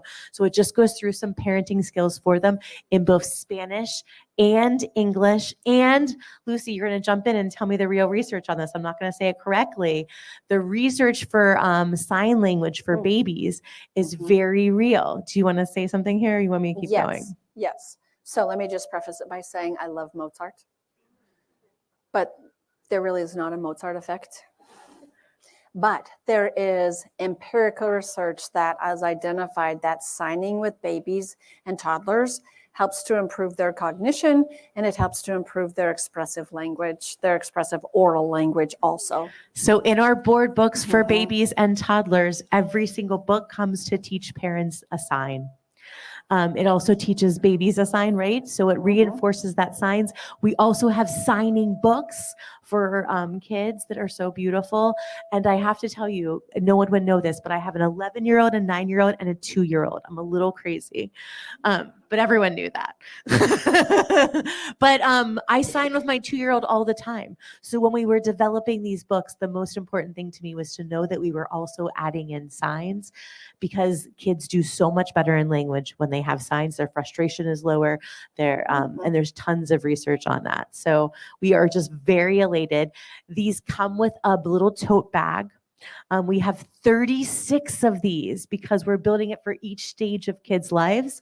So there's 0 to 6 months, there's 6 months to 12 months, 12 months to 24, and 24 to 36. Super proud. I know. Montgomery County, those were for you. All right, I'm going to keep going. All right, everyone has in front of them. Yes, I'll take this one that's open. All right, everyone has in front of them one of our packs, yeah? So as we listen to Lucy and talk about all of the fabulous of all, like how we should be thinking about graphemes and phonemes and sounds, I just want to walk you through our books and how we developed them and what our thinking was, because it was all based in research. The first thing you should know is, like, we flew Lucy to you, but literally we have a gazillion researchers that we are so deeply lucky to work with. So Lucy helps us with our early childhood books. She helps us with all of our decodables. And Ray Reitzel, Ray was in this room. Where's Andrea? Where is she? So I saw you back there. With Andrea and I were on a call. I remember this. She didn't like me at first. And then all of a sudden I was like, I hear you. I see you. We know Ray Reitzel. He helped us develop our books. And she was like, oh, okay. Ray's good. She was skeptical. It wasn't personal. It was just, she wants the best for kids. And the best for kids comes with when it's based on research and it is based in who the best thinkers are to develop that research, right? That's fair.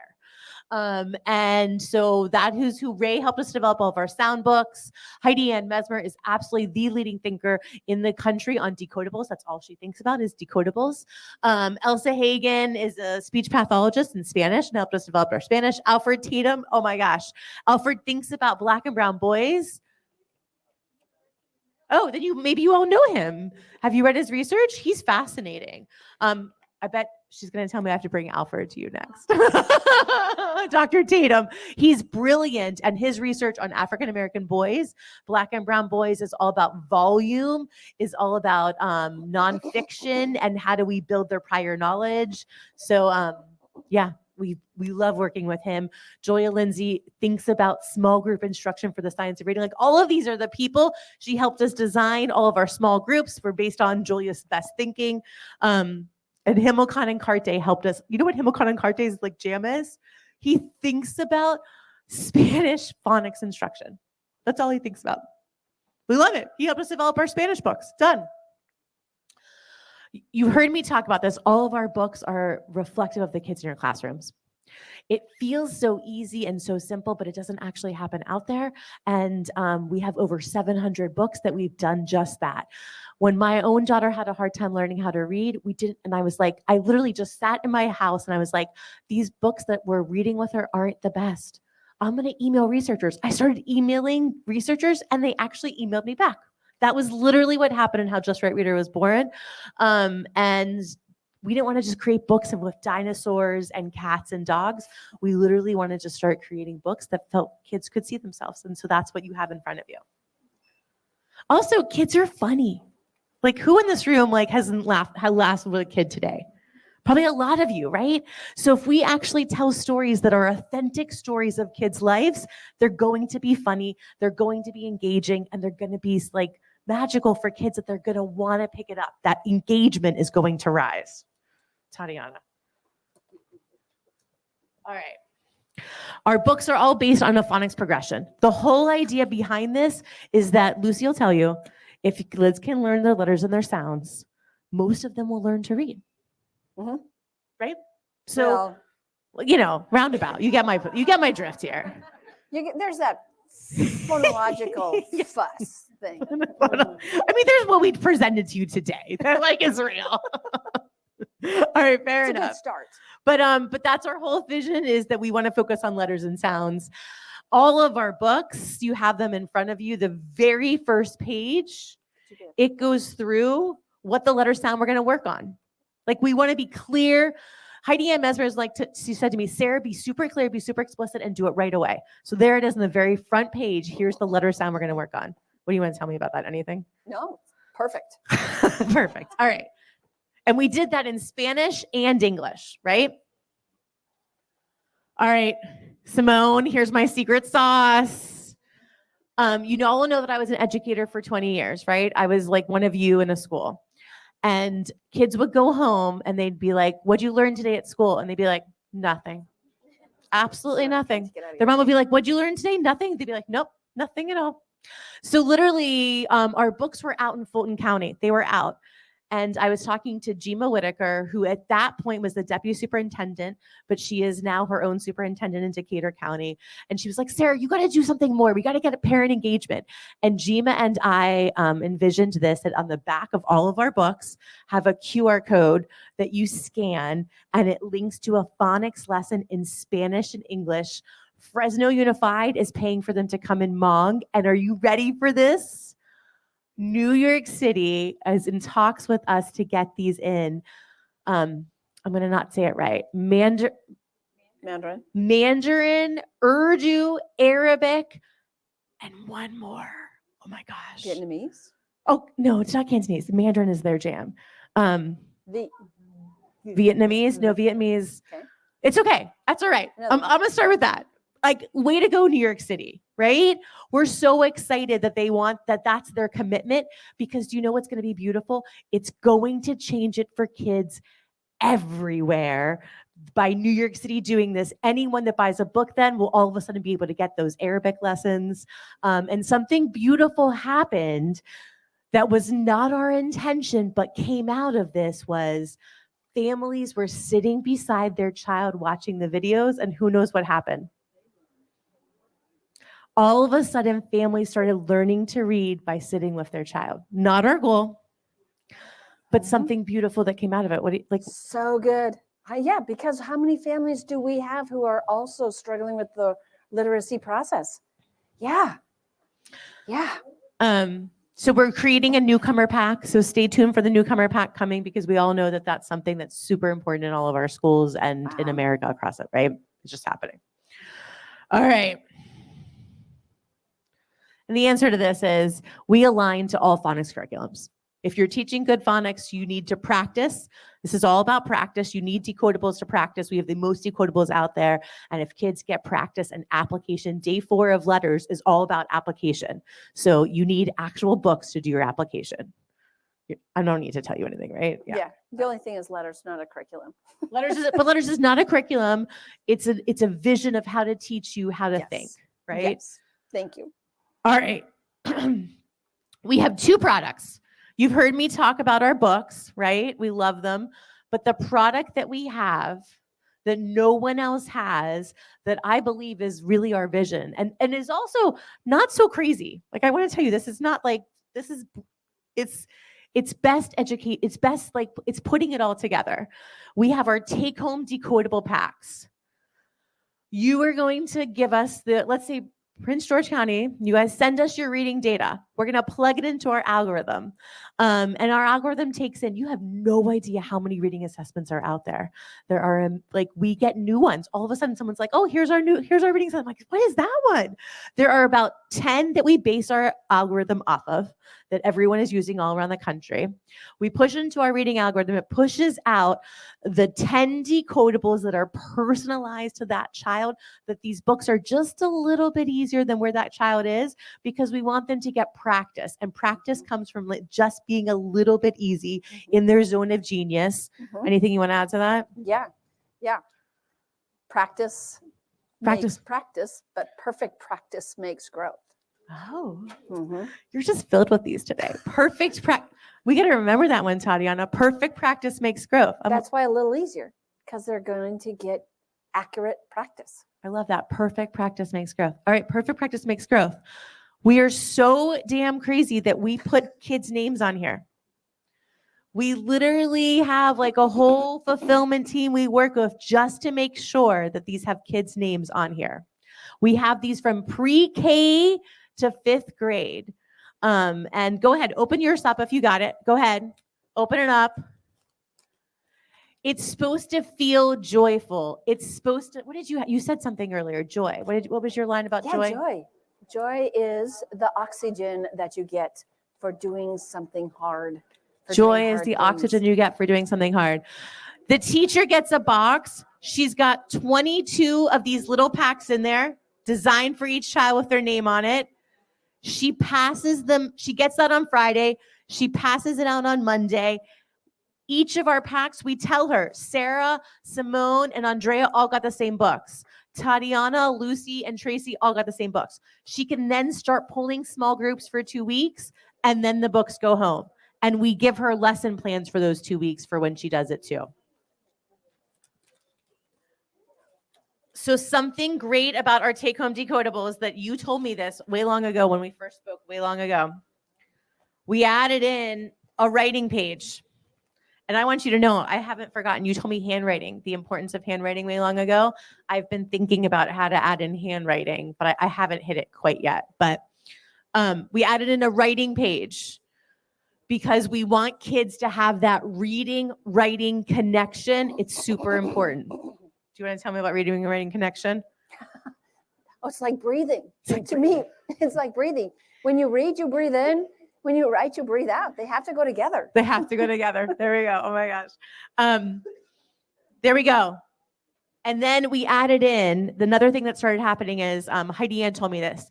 She said that we want kids reading and rereading the books. Practice, what did you tell me? Practice, perfect practice makes growth. Oh my God, they all got it. Not me, but they all got it. Perfect practice makes growth. So Heidi Ann had us on the back. We added in, so we call this high five reading. Every time you read and reread, you color it into 4 to 6 times. Yeah. And then obviously that video phonics lesson, something else started happening. We started Fort Bend. I was presenting to Fort Bend and they were like, you know what, Sarah, you know what you're missing? I was like, oh my God, tell us. Whatever we're missing, this is about kids, so tell us. They were like, you're missing a backpack. So now all of our take-home decodable packs come with a backpack so kids can take them on the yard. They can take them on the bus. They can take them to the lunchroom. Wherever they're going, they take them. And then we were, I'll come back to this slide. We were out for dinner with Ironetta Wright, who is the superintendent of Cincinnati. And she's so deeply passionate, Ironetta. If you ever are in a room with her, you will learn so much. You'll feel so much. She's just all about kids. And she was telling me her desire to have our packs go out to her families, her multilingual families in both Spanish and English. And I was like, you know what, Ironetta? We've got to capture your passion. We've got to capture your message to families. So now every single backpack, if a district makes a purchase and they want to, we will add in a superintendent message to the backpack that superintendent can change throughout the year, because that family connection between the district and the family is real. And that superintendent, she or he cares about their kids. And if we can help to be part of that message through your take-home packs, absolutely beautiful, wonderful. We've done our best work.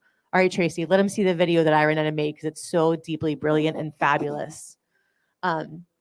Fresno just made, I think, one of our best ones. I thought, who did it?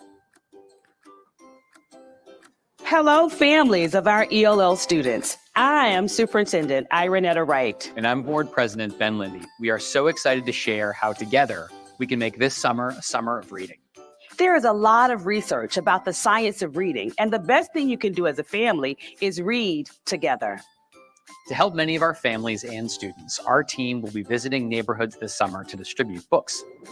Students will receive a backpack of decodable books by Just Right Reader, and they will be able to practice reading in English and Spanish all summer long. Every time your child reads one of their books, it keeps their phonics skills strong so they're ready for the year ahead. These books are fun, colorful, and tell stories that get kids excited to read and then keep reading. Plus, every book comes with a memorable video that teaches a phonics skill. Just scan the QR code on the back of the book to watch the video in English or Spanish. Have your child add their name on their Just Right Reader backpack, fill it with their books, and bring the power of reading everywhere they go. Every bit of reading counts, and we can't wait to hear about your child's favorite books. Be sure to share your reading adventures on social media with the hashtag Cincinnati Readers. Enjoy and happy reading. Something beautiful. Ironetta still reposts this. She posts it all the time. You know why? It's a personal, it's fabulous. And she got so much positive press from the community. Like, she got so many phone calls that said, thank you for the books. You care about us. Thank you. So we feel lucky. Our product not only teaches kids to learn to read, but creates a personal connection between families and districts. And she can change this message all throughout the year. She wants to do another message over summer, great. She wants to do one over spring break, fabulous, wonderful. All right, so I want to tell you what's happening all around the country of districts we're working with, because everyone's doing something beautiful and wonderful as we move around. I ran out and did emergent bilingual student packs. She did rounds for English and Spanish. Pasadena is doing tutoring packs. They're buying a library for every tutor, and then they're buying 11 rounds of packs for the kids that they're tutoring with them. Hillsborough they're doing for their turnaround schools. They're buying 11 rounds for those kids. And they're buying for summer school. They just bought last year 5 rounds, 1 for each week of summer school, and then 1 more to go home at the end of summer to keep them learning. Fulton County is our flagship. They have amazing growth, and we got to be part of that with them. They did 11 rounds of take-homes with their turnaround schools. They went from 11 schools to 4 schools to 3 schools on the state list. Way to go, Fulton County. And they got books every 2 weeks. Brilliant, fabulous, and really pushes instruction. They also bought for their turnaround schools libraries for every classroom. Totally brilliant. Cypress Fairbanks bought packs at the end of the year. They're like, we're going to send kids home with packs. Done. Fabulous, easy, great. We have all these in Spanish and English coming soon. Oh, Prince William, right down the street from you guys.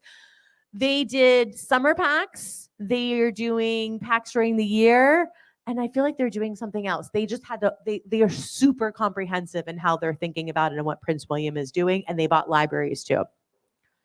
Those are just some examples of some things happening around the country that we get to be part of. There's lesson plans. The whole point of this slide is this is easy. We're giving you lesson plans. You want to make a video for your implementation? We'll make a video. Bakersfield School District was like, we want to tell every teacher what we did. Great. We sent them a PowerPoint that's now part of our thing when you do an adoption, and we sent them a video. It's just super easy for families and for kids and for teachers, right? This has to feel easy for you to implement in your classrooms. All right, Ray Reitzel helped us with this. Andrea, this was Ray's brilliance. Our pre-K, our pre-emergent books, Ray again told me they have to write.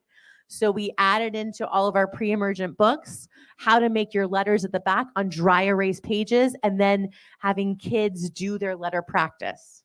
That what she said. What did she say? Reading, writing, reading and writing. Like breathing. Reading and writing or breathing. There we go. Right there. Inhale and out, exhale. Inhale and exhale. I love it.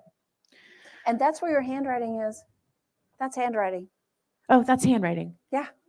How you shape the letters. You have starting points for them. You have the opportunity to. So with handwriting for little kids, what you want to do is first trace with starting points, trace, accurately build that motor memory, trace, copy, and then write. So trace, copy with supports, and then write someplace else where you are generalizing that information. That's what we did. You did. We did trace, and then we trace, copy, and write. Perfect. Yeah. I love it. Everything you tell me I do.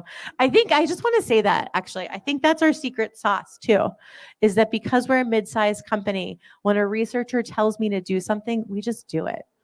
We literally throw away books. You should know that. Like we throw away books that we don't think have our best thinking in them, because if we are really doing what we think is best for kids, when Lucy tells me to do something and we change our books to do it, we just do it. So there you go. Our high interest chapter decodable books, these are brilliant. What holds back a 2nd to 5th grade kid is, based on Laura Tortorelli's research, is all about syllabication, prefixes, suffixes, and breaking apart those words. Mm-hmm. These books focus on multisyllabication, prefixes, suffixes, all of that syllable work that Laura Tortorelli has been sharing with us again and again and again. Our Spanish decodables are coming out. We keep pushing them back because we just keep making more before they go out. I think they're going to be ready to launch in March, and they are going to have take-homes. They're going to have beautiful libraries. That same reading and writing connection we keep talking about are all in our Spanish books. I already showed you our board books, and there we go. Oh, you know what? There are 2 days left in our take-home pilot. I think you got one. Didn't you do the pilot? Yeah. So if you're online, we have 2 days left. That's it. where we are sharing out a pilot. We believe so deeply in our product that for districts, they can have between, depending on the size of the district, between 15 to 100 students, that we will share with you 3 rounds of take homes, 1, 2, 3, because we believe that if you feel it and try it as a district, you'll come back and be like, that was good for kids, and you'll see the achievement yourself. So if you are online and want to be part of our take home pilot, you should talk about it, and someone in line will jump in. All right, Simone, Andrea, come on up. Everyone should know, oh, you're fabulous. We're so happy to be here in PG County, and thank you for having us.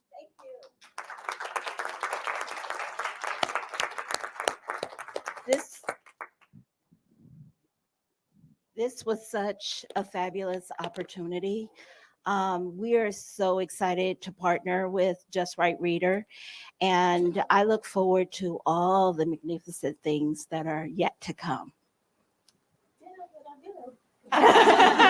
If you're like me, your wheels are kind of spinning on the what's next, what can we do differently? So I encourage everyone that's in this room and online to continue to foster thinking through those thoughts and what you can make happen for young children. Don't let this opportunity that we had today just happen today, but look to how we can leverage all of the great information, the resources that we have to expand our outreach to children and families. And thank you for being here, and thank you for everything that you have poured into us. And to Sarah, that you didn't mention my big books that I said to have. I know, I haven't got those yet. Yes, exactly. Yeah. So we are working, we're talking and people are listening. And so keep the conversations going, because people are listening, and what we're doing is for our why, and that's for our children. So thank you all for being here.